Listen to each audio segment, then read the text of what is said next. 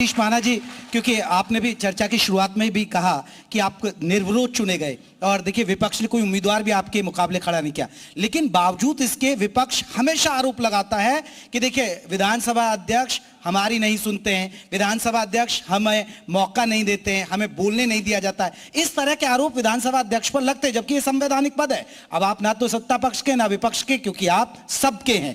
इस चुनौती को कैसे देखते हैं और कैसे मैनेज करते हैं विधानसभा के अंदर? ये आप थोड़ा सा 4 महीने पहले की बात कर रहे हैं।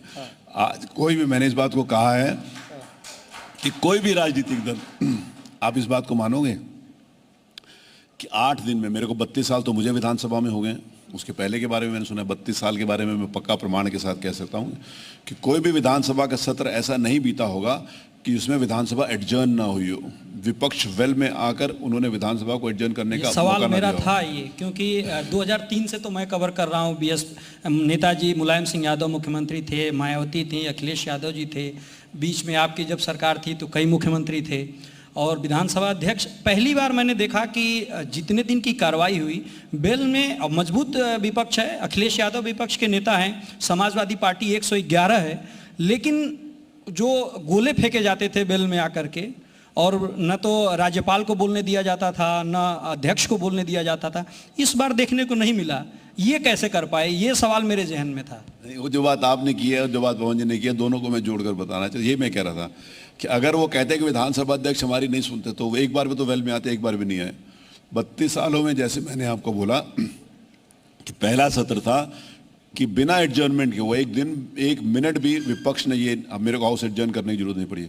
तो वो जो बात आपने की वो 4 महीने पहले, आज की तारीख में मैं फिर इस बात को दोहराना चाहता हूँ कि जिस समय मैं अध्यक्ष की कुर्सी में बैठा हूँ, तो उस समय मेरी जिम्मेवारी है कि पक्ष और प्रतिपक्ष के प्रति मैं निष्पक्ष रहूँ।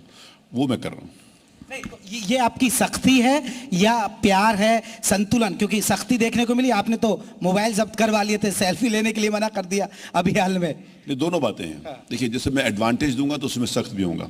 अब जो नया सत्र शुरू हो रहा है, मैंने लॉबीज को ठीक कराया है, जहाँ पर हमारे माननीय विधायक लोग बैठते हैं पीछे, हाँ लॉबी और नाव लॉबी, हाँ लॉबी नाव लॉबी इसलिए कहते हैं जब पक्ष और प्रतिपक्ष के लोग, तो वहाँ पर लोगों का काम था। मैं वहाँ पर अभी एक डिस्पेंसर लगवा रहा हूँ कॉफ़ी का, कि उन लोगों को उठ के, जनरली मेरा उसके पीछे भाव ये है कि माननीय सदस्य लोग, पता चला कॉफ़ी चाय पीने चले गए, हाउस में कोई नहीं है, तो वहाँ पीछे पीजिए और हाउस में अटेंड करिए। दोनों बातें हैं। और फिर मैंने ये भी कहा कि आपके लिए ये सुविधा दी है, तो आप लॉबी में बैठकर चाय कॉफ़ी पी सकते हो, लेकिन उसके साथ मैंने सख्ती करी कि अगर एक भी माननीय सदस्य उस कप को लेकर हाउस में आ जाएगा तो उस दिन के लिए हाउस से उसको निष्कासित कर दूंगा।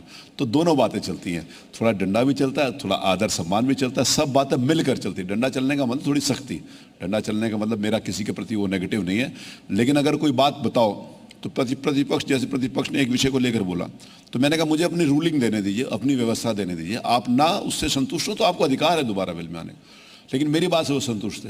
तो जब उनको लगता है कि अगर हमारे अध्यक्ष मतलब पूरी विधानसभा के अध्यक्ष, हमारे अध्यक्ष हमारी बात सुनते हैं, तो मैं उनके प्रति सम्मान, आदर, उनको अवसर भी देता हूँ, उनके साथ कॉर्डियल भी हूँ, मित्रवत भी हूँ।